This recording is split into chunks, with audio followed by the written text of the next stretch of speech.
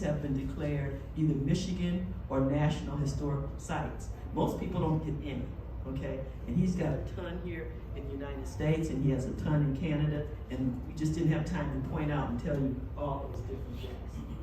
I just want us to remind us that black people just don't pop up from nowhere. We come from a strong history, and that goes for architect, and that goes for engineering. We can date back to the first written documentation of an architect and engineer, and that would be Imhotep, an African, okay? And he helped design, well, he didn't help design, he designed the step pyramids in Egypt, and those are the oldest pyramids in Egypt. And then actually, next to it happens to be the first medical school in the world, so that's how I backed into that one too. Okay, but I just want to mention also Elijah McCOY, the real McCoy. You ever heard that statement? Elijah McCoy was a mechanical engineer.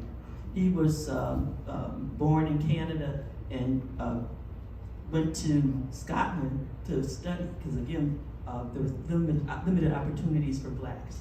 He got his degree in mechanical engineering, came back over here. Sounds familiar with Cornelius, couldn't find a job. So he took a job as a person who puts coal into the engine of trains and lubricates the engine to make sure it doesn't freeze up. But he couldn't get a job as a mechanical engineer. But by doing that, he came across 57 different inventions, patents that he provided.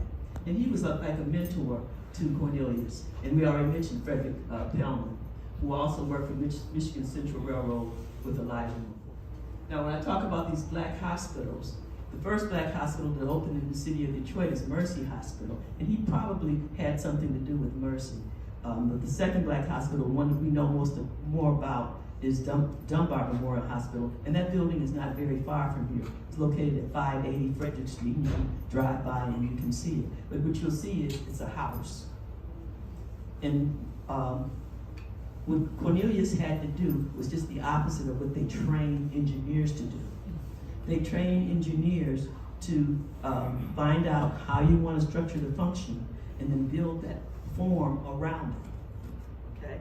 What Cornelius Henderson had to do was he had to take a house and turn it into a hospital, okay?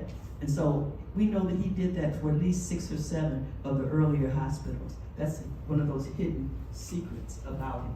And so he did that for Dunbar, for Parkside.